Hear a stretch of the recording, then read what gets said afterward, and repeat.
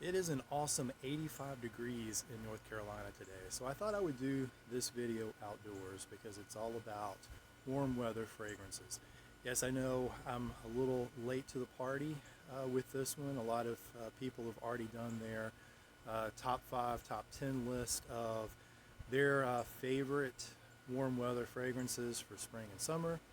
I thought I would do something a little bit different. I actually have a bigger list. I'm not going to really count down anything. I don't have a top 5, top 10 up, and I'm going to kind of go through each one and kind of, let you know why they're a good pick for this time of year, and also what settings are going to be more appropriate for. So stay tuned.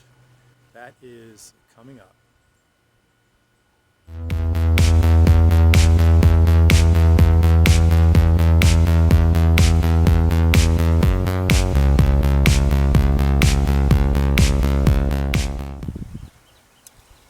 Hey guys, hope you're doing well today. I hope you're staying safe out there under these very unusual circumstances that we find ourselves in. Today's video is all about spring and summer fragrances. Now, of course, a lot of people have already done their list. They've done their top 5, top 10. I'm a little late to the party, I know. I feel like I should be having that Casey Musgrave song maybe playing in the background. Of course, I couldn't do that because of copyright infringement, but any other Casey Musgrave fans out there? I love her. She's beautiful. Her voice is gorgeous. She forges her own path, which I think is super cool.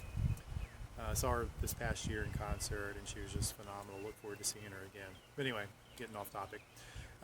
Spring, summer fragrances. These are 12 of my favorites. And hopefully a lot of these, you're not seeing on other lists, and they might inspire you to kind of check them out if you haven't already done so or you don't currently have them in your collection. So let's start with this one. This is a really, really great one for just a clean, crisp, bright, refreshing scent, and it comes from Issey Miyake, L'Eau de Cartier Concentree.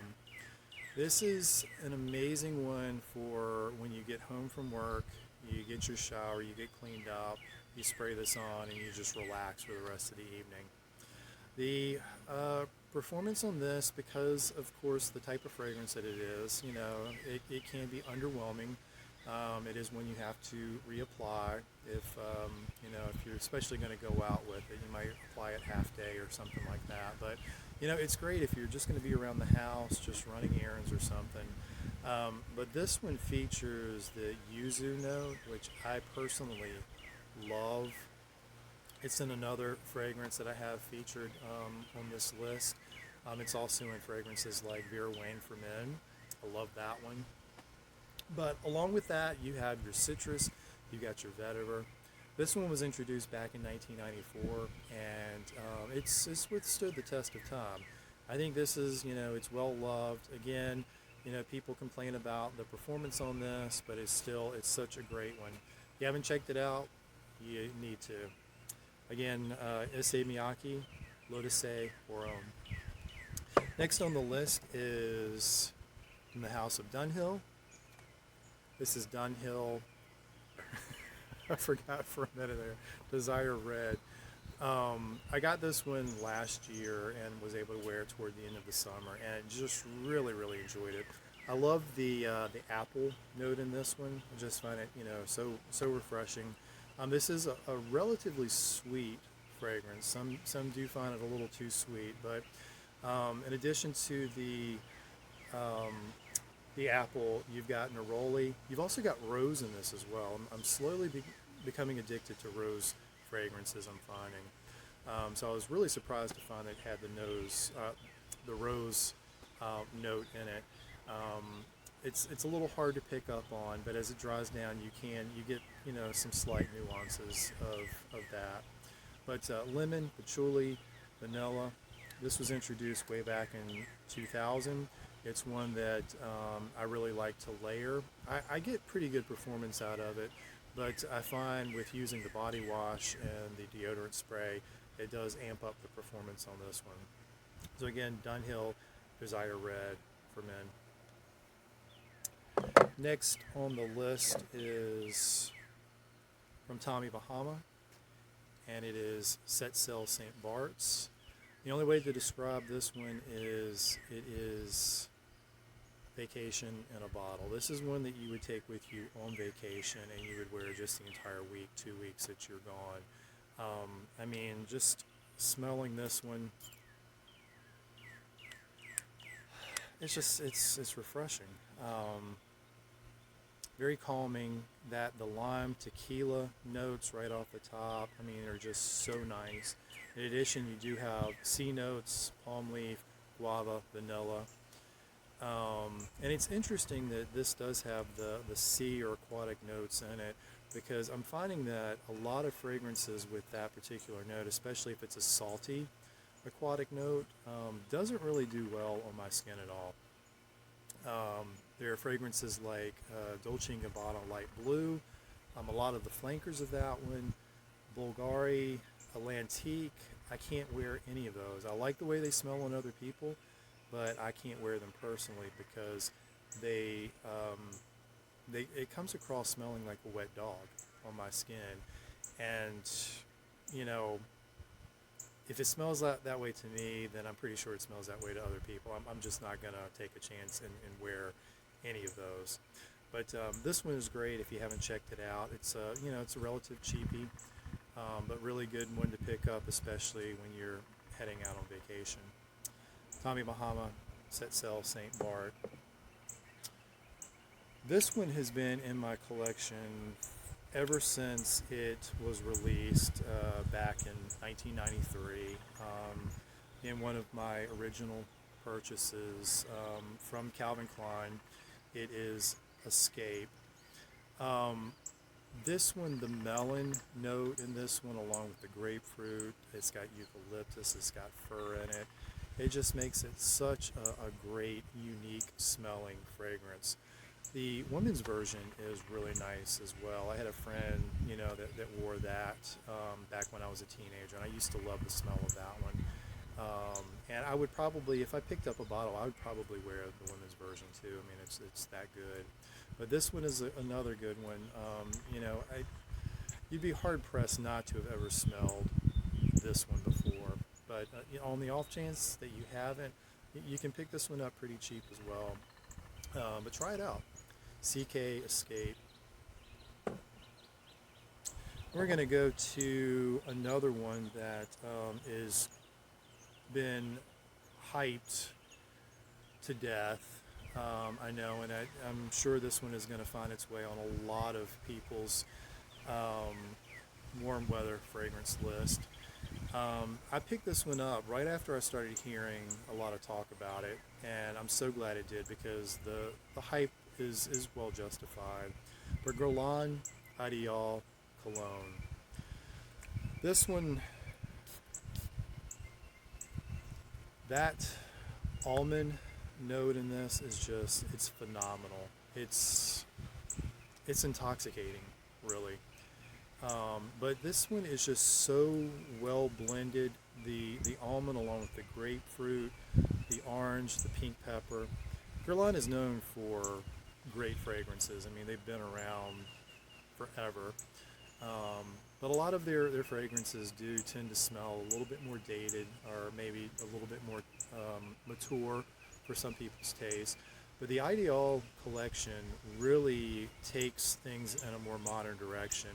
And this one especially, I've got a lot of the Ideal line, but this is actually my favorite out of the entire line.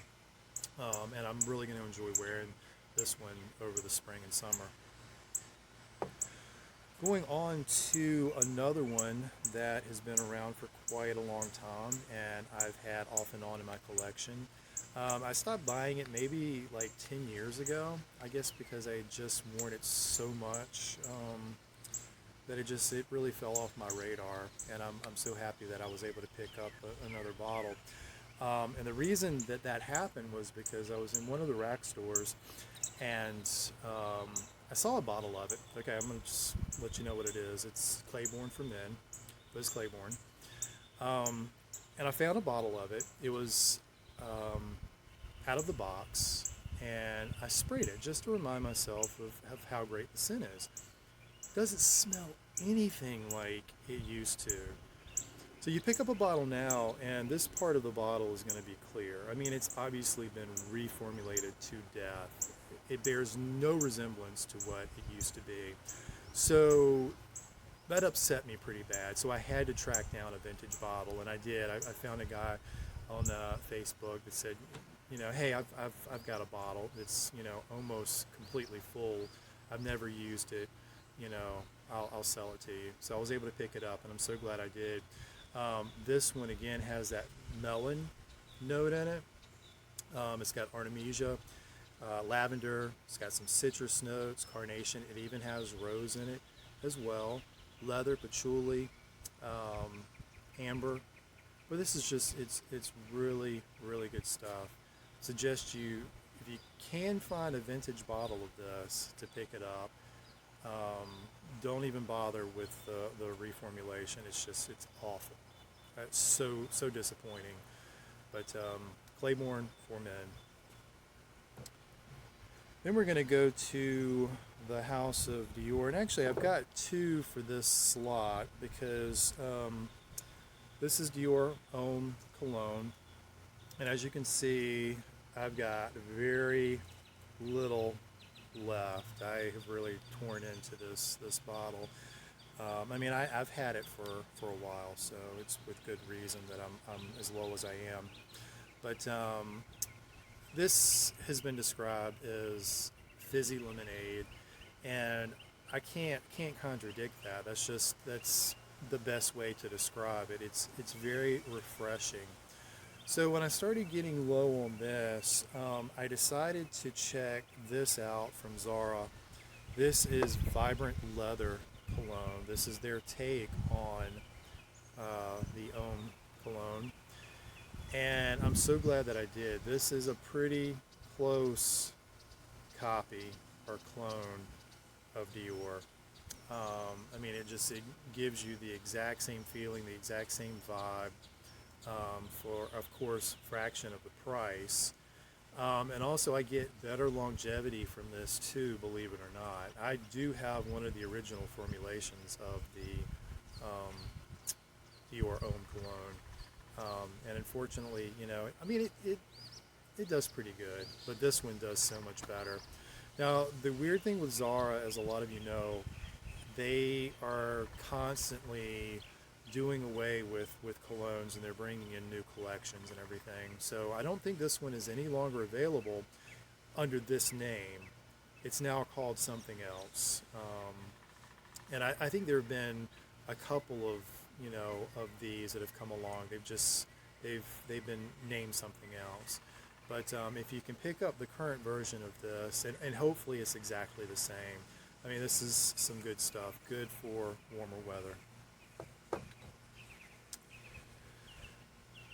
This is a relatively new one to my collection. I'm really glad that I picked this one up. My last video, I talked about this house and how I'm really coming to appreciate what great scents that they have in their lineup. This is from Cartier, and it is Eau de Cartier Concentree. So I got this one along the same time as I picked up Declaration Dunsoir, and I wanted to check this one out because I was intrigued by the notes. It had notes of ginger, violet. This has also got yuzu in it, lavender, coriander, cedar, patchouli, amber. What I get from this one, now it starts out a little sharp, but as it starts drying down, it dries into this nice, smooth, kind of herbally, almost cucumber smell, if that makes any sense, like a watery cucumber smell. I don't know how many of you might appreciate that type of scent, but I really do. This works really well on my skin, and I could see this being like a really good office scent for the warm weather months. But Cartier Eau Concentree, great one to check out if you haven't already. Then we go to, I did have Sauvage in this spot, but that's another one that I have very little left of. I've had the bottle for quite a long time, and I've enjoyed it. You know, the hype train on that one, it's well deserved as well. Gets me a lot of compliments when I do wear it. But this one has replaced Sauvage for me, and it's Prada Carbon. Again, I'm a huge Prada fan, and this one is very quickly becoming my favorite in the Prada lineup. Um, just because of the fact that I feel like it's a lighter, fresher take on Sauvage. I mean, it's got a lot of the same ingredients. It's got the ambroxan, but interestingly enough, this adds the note of coal, which you know, I find intriguing. I mean, it's not like I really pick it up in the smell. I mean, maybe I need to wear this one a little bit more to really notice, you know, what that coal would smell like in this fragrance. But yeah, this one pulls tons of compliments. I can spray very little. It projects very well, and to me, it does so much better than Sauvage does. Now, the Sauvage that I have is EDT. I really haven't checked out the EDP or the Parfum, so I really can't speak for those. I've tried them in the stores, and that's about it. But for now, I'm content with Prada Carbon. I think, you know, it checks all the boxes for me, and to me, it's a whole lot better than the Sauvage EDT. All right, so we come to our next one. This is from the house of YSL, Yves Saint Laurent, and this is also a recent pickup. I got this one because it again features the rose note, and I've really become intrigued with that note. I really enjoy it, so I did pick this one up, and really glad that I did. This is a beautiful, beautiful scent, and a beautiful bottle as well. Of course, I mean, there's no way to keep fingerprints off of it. I mean, it's just a fingerprint magnet, so it kind of always looks dirty.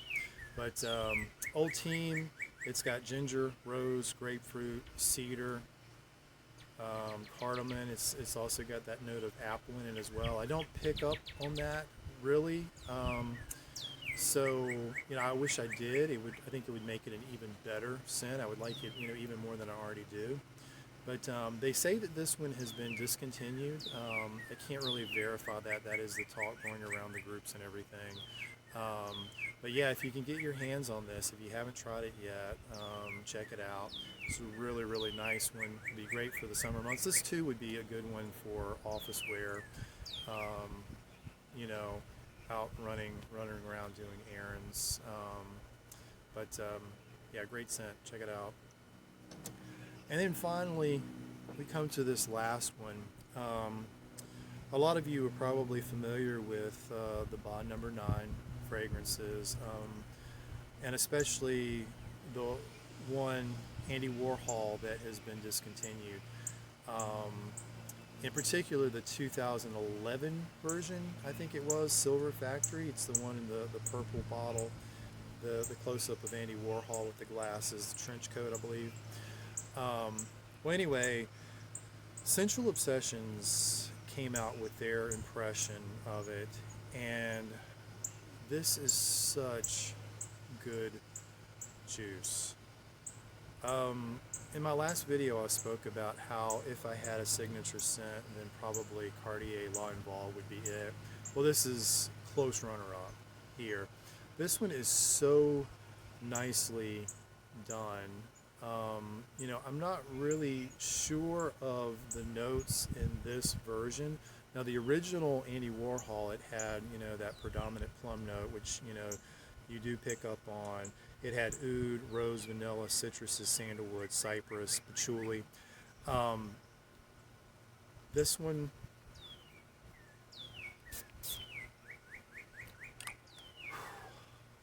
so good. So good. Like I said, this is close runner-up for being a signature scent if I had one. So a lot of talk about this one. If you were to ask anyone, where to start with collecting sensual obsessions, they are probably going to tell you Andy Warhol. That's where to start. I mean, it's that good. It's very well received. A lot of people like it. Check it out. All right, well, that will do it for this list. I hope you've enjoyed it. I hope you've gotten some, ideas, derived some inspiration from this list. Maybe you want to check out some of these. If you could take a couple of seconds and hit that subscribe button down below. Also, drop some comments as well about what you thought of some of these on my list, and also what you have on your list, because I'm always looking for inspiration myself. So I'd love to hear, what you think. So until the next time, see ya.